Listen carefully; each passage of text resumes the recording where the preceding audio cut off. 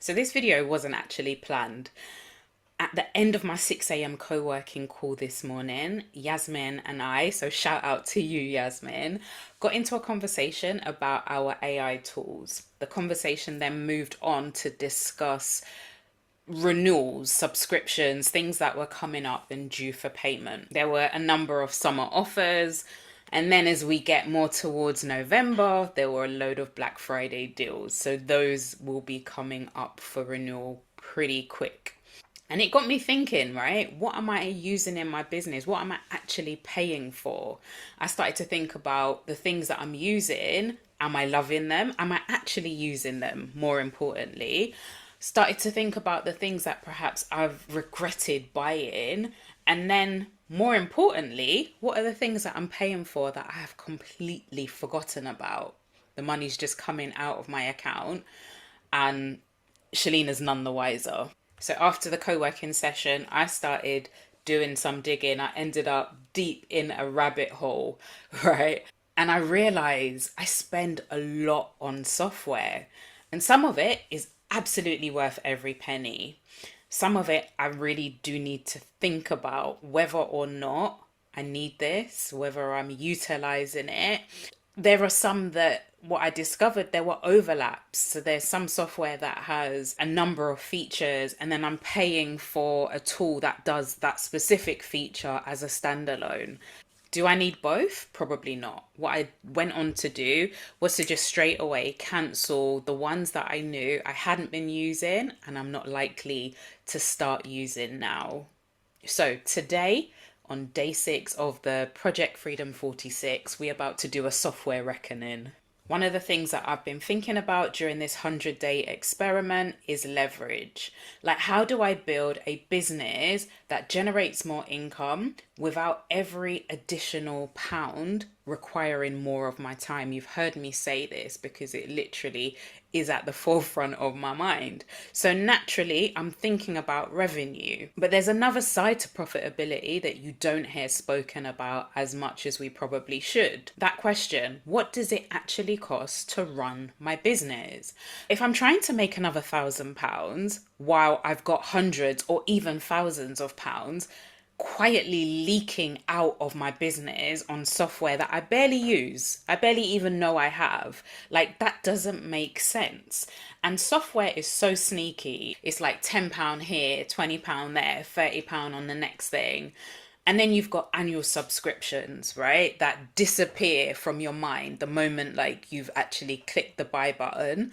They disappear for the 12 months. And then all of a sudden you've got an email landing in your inbox saying that it's up for renewal. Or worst case scenario, you either don't get the email or you miss it and the money just comes out of your account. And you're like, wait. I've not been using this. I don't plan to use this. Give me my money back. Right? That's probably just me. Let me know in the comments if you have those breakdown moments where this chunk of money just disappears from your account for something that you have not used for 12 months. And now you're locked in for another 12 months. Like, maybe it's just me. But these are the things that we don't always talk about. Because as I said, if we're trying to increase our profitability, we need to look at what we're spending. Does the outgoing make sense? Because if they don't, we probably need to go back to the drawing board. Now, as much as I'm hating on the annual subscriptions, maybe I'm quite weird, but I prefer to pay for things annually. I just hate the idea of a company dipping into my bank account every month. I prefer to just pay it up front. Financially, it's dealt with, right? So my financial makeup, annual payments just work for me. But also, there's a discount that they offer. Often you get probably like 2 months free. Sometimes it can be 3 months for free if you invest up front. So I would rather just pay it, have it dealt with, done, leave me alone for the year, stop coming into my bank account, right? But then there's the downside to doing that. When you're not seeing the money leaving your bank account every month, you can completely forget that you have the subscription, right? In the moment, you were like, I'm going to absolutely use this. I'm going to be using this daily. This is going to be so amazing for my workflow, blah, blah, blah, blah, blah. as I say, you press the buy button and often it sits in your inbox. We don't even revisit and go back to it. So yes, I think annual billing works for me financially and psychologically, but I actually need to review those subscriptions before they renew, before the money just like wanders out of my bank account. And clearly, I have not been doing that. So rather than reading you a giant list of my software, I'm thinking about everything in categories. So I want to know, what software do I absolutely need to keep? I'm thinking of the things that I use regularly, the things that have a clear job. They're part of my workflow. They help with optimization of my business. They help with client acquisition. They help with efficiency, and is earning its place. The second category that I'm thinking about is the things that I actually need to review. I use it, but perhaps the price is going up. Maybe I got in on a Black Friday deal and now the price is doubling. I need to decide whether I'm getting enough value from it to continue with that ongoing investment.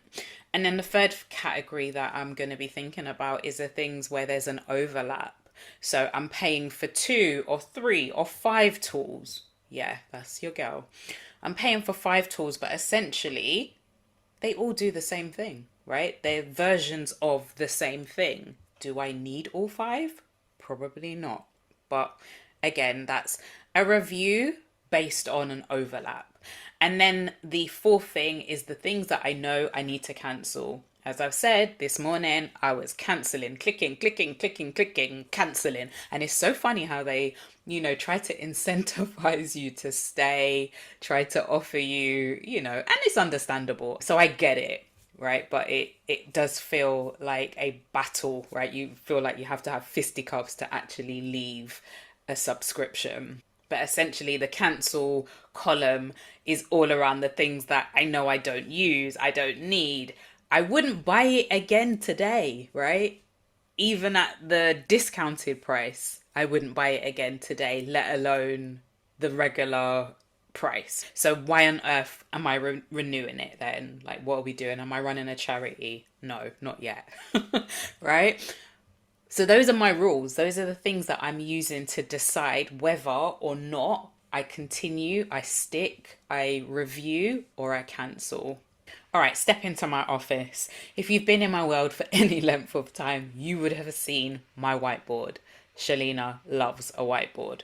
Right, so these are all of the softwares that I'm using, the tools that I'm using at the moment, and I kind of categorize them into different sections. Now, where we're going to start is with the things that were easy cancellations, right? I didn't need to sleep on it. I didn't need to pray on it. I didn't need to phone a friend. I knew immediately what I needed to cancel. I just knew that I was not going to use these particular tools now or in the future. So Suno went. AI music, I don't have a need for it.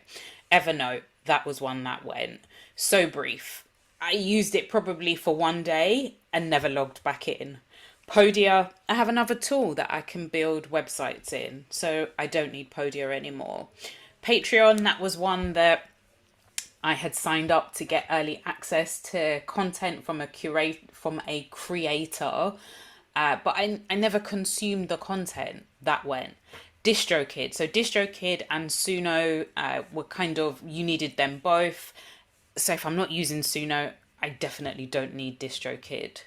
So with those 5 cancellations alone, I'm saving like 570 quid a year in my business. And really this exercise has proved to be so valuable, actually writing it down and seeing it in black and white. Because £6.60 doesn't feel like anything. That's a trip to Costa, right? £30 doesn't necessarily feel catastrophic. But when you put it all together, suddenly there's real money that's just sitting there. So yeah, I'm so glad that we had that conversation, Yasmin and I, because I've gone on to save even more, and we'll get onto that now. So there is, where is it? Here, ThriveCart, right? So this came under the tools that I would say is actually keeping the business running. And this is something that I needed to review and to think about. So I have a tool called ThriveCart. You may have used it. You may see other online businesses using it. So essentially, I paid for lifetime access. Fantastic, great, job done. We've paid for it. So in my head, that's it. I'm done with ThriveCart. But as I was going through this process, I thought, well, let me just double check. Let's dot the I's, cross the T's. So I sent them a message to their support. They came back super quickly to tell me that actually, yes, I am on the lifetime. But what I did was I added on something called ThriveCart Pro Plus, get my teeth in. And November, December, there's a renewal coming. And when I saw that, I was thinking, for what? What is it? What does it do? What have I signed up for now? Why did I need this? And I didn't know. I couldn't answer the question.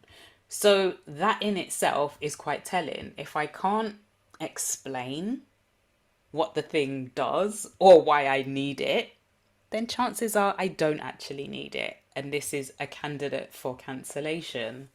But I do need to go and look more closely into what it is, what it does, and why I thought I needed it at the time. So potentially adding this into the other cancellations, right, I could be making a savings of roughly around 790 quid, almost £800, all from a conversation that started in our 6 a.m. co-working session. That is, to me, a Project Freedom 46 receipt right there. The cancellation part, that was easy, right? As I said, I didn't need to give it much thought. However, I will need to, and where things get more interesting, is with the subscriptions that I genuinely use, right? But some of them are about to get more expensive. I mentioned that I did a load of buying over Black Friday. So got fantastic deals in 2025, but in 2026, the price is about to almost double in some cases. So I actually need to stop thinking, yeah, but I use this, and actually ask myself, would I invest in this tool again at the new price? And those are two different questions. So let me show you some examples. So for example, Flowdesk here. I paid £159.48 last year. This is going up to £309.57. That's almost double. I do use Flowdesk a few times per week. My email list is super important to me. It's important to my business. So this isn't an automatic cancel. But the price increase means that it goes into the review column. Also, there's another tool that I use that has email marketing within it. So do I need both? I don't know. I need to sit and do the thinking and look at the pros, the cons, what you get, what you don't get, all that kind of stuff before I make that final decision. But the important thing is I'm giving this time and space to be able to make an informed and empowered, yes, I want to stick with this particular software and give them my money. With all of the software that's kind of increasing and going up in price, right? We can see Riverside, Ecamm, I got great deals, but I need to stop and think. As I've said, do I have an alternative that does the same thing? Would I pay this price today, this new increased price? Would I pay that? Also, there's a cost to move in. There's a inconvenience cost that I need to factor in. So all of these things need to be considered when I'm carrying out the review. But essentially, a lot of these do the same thing. Riverside is very similar to Restream. It has many of the same functionality. And don't get me wrong, right? Because I use, even in this challenge, I'm using Riverside to make clips that I'm adding to YouTube Shorts. With Ecamm Live, I use that for the LinkedIn Visibility Challenge. If you haven't checked that out, go ahead and check it out. It's almost like a 3-hour course on how you can grow your visibility on LinkedIn. But essentially, I used Ecamm for that. Zoom, again, I use Zoom all the time. So these are things that I'm using, but again, I need to decide whether I want to continue So I'm not here sitting and saying to you, Riverside is bad, cancel Riverside. That's not what I'm saying. The question that I'm asking myself is Riverside worth £408 to my business when I've got Ecamm, when I've got Restream? Ecamm, you can see, is currently 176 a year, and that's going up to 200. Restream 300, Zoom 155, Loom 73, Descript. Like, when I see all of these things together, I really start thinking, do they have distinct jobs? Because individually I can justify each one, but when I put them next to each other, I've got Riverside, Ecamm, Restream, Loom, Zoom, Descript. That's a lot of video and communication software. So this is where the audit has to become more sophisticated than, do I just like the tool? Am I just, being loyal to a particular tool? The question that I really have to ask myself is, what job does it do that something else that I'm already paying for cannot do? And then if we get into the AI situation, right?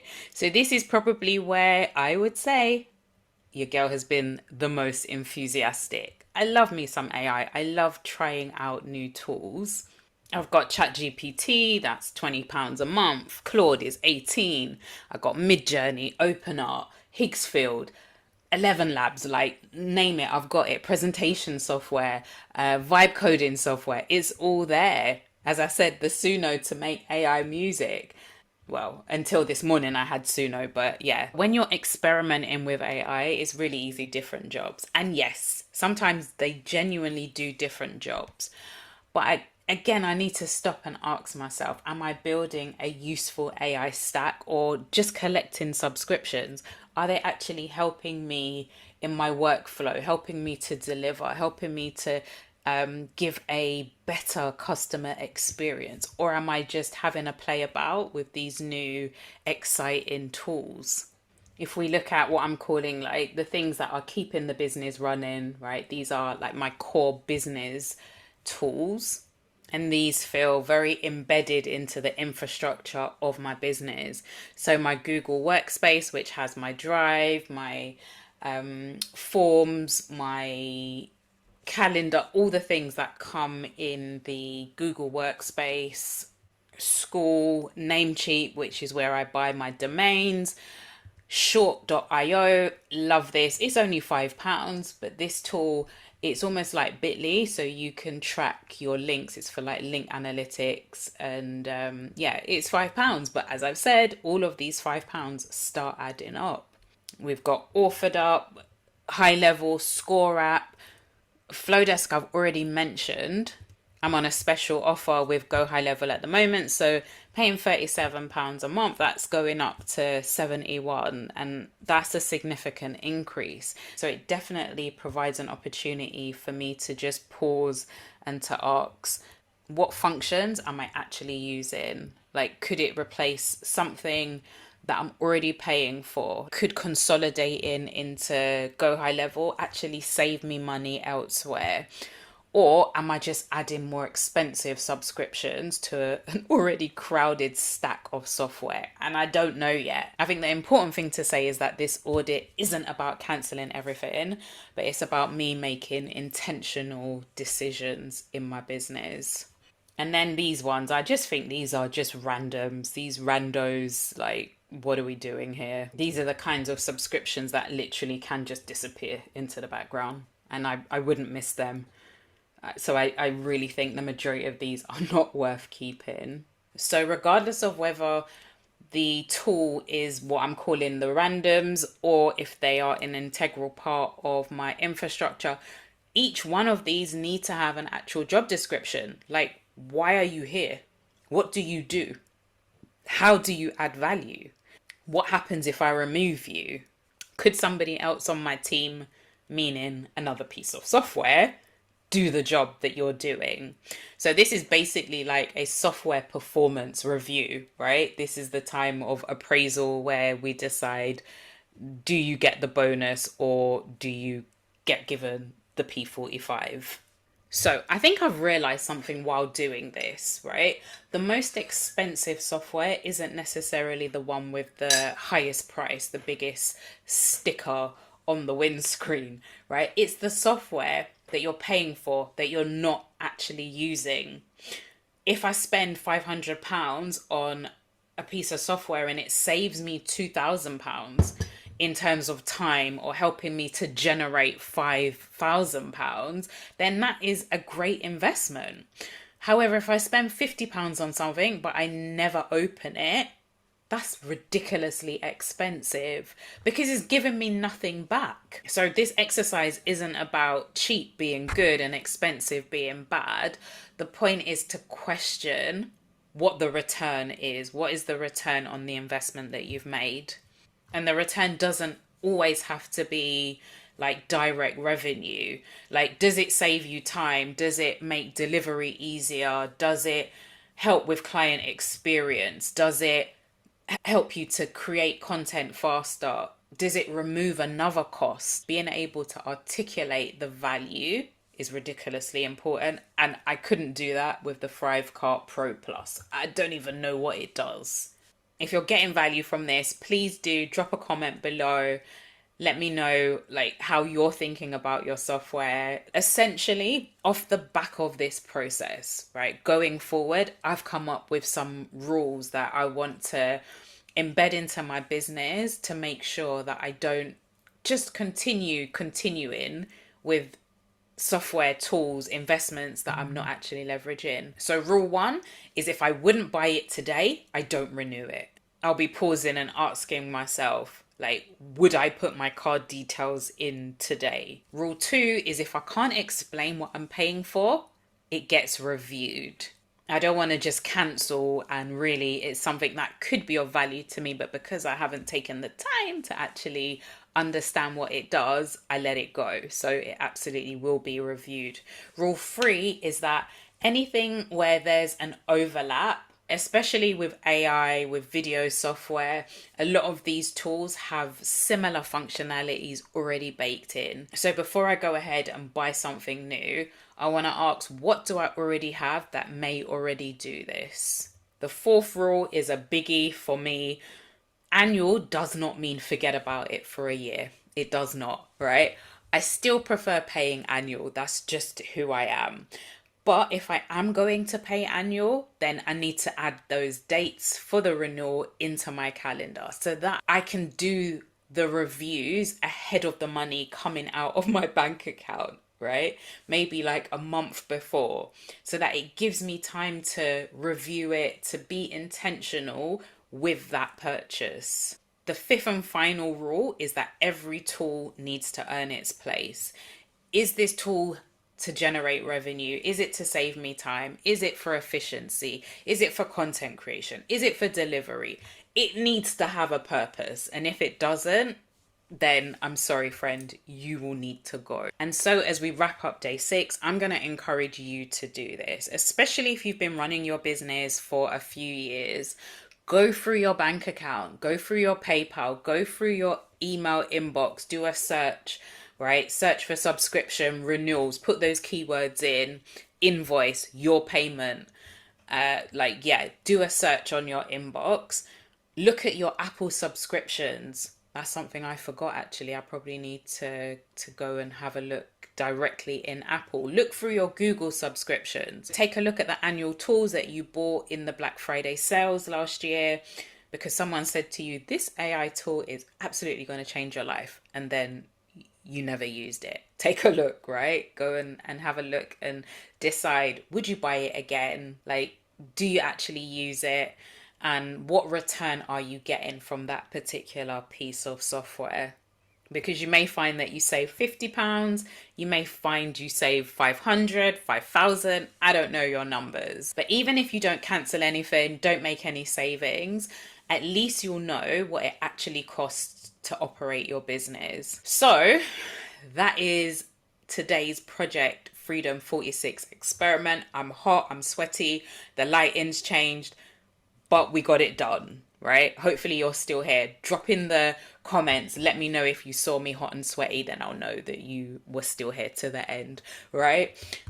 As I told you, this started with a 6 a.m. conversation and ended up with me literally going through my business finances. I've already identified potentially a seven, almost 800 a year saving. But the bigger receipt isn't the £800 saving.